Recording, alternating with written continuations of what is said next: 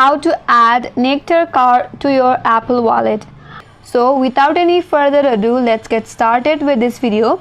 First of all, launch the Nectar application, and if you already have an account, log in with your account. If you don't have an account, you can tap on don't have an account and create one account.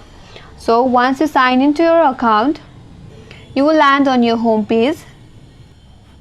Now from the bottom of your interface, on that menu bar, there you will get a card option. So tap on card option.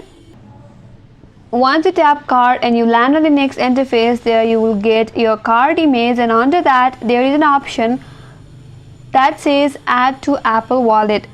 So simply tap on tap to Apple Wallet, and after that a section will pop up in your interface where you will have your Apple Wallet card, and after that simply tap on add from the top right corner of your interface, and now it has been added to your wallet.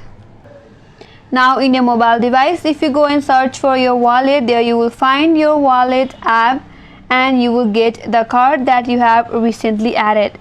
So that's how you card your Nectar card to your Apple Wallet, and that's all for today's video. I hope this video helped you. If you are new to our channel, make sure to subscribe, like, comment and hit that notification bell icon. And thank you for watching till the end. Then I will see you on next video.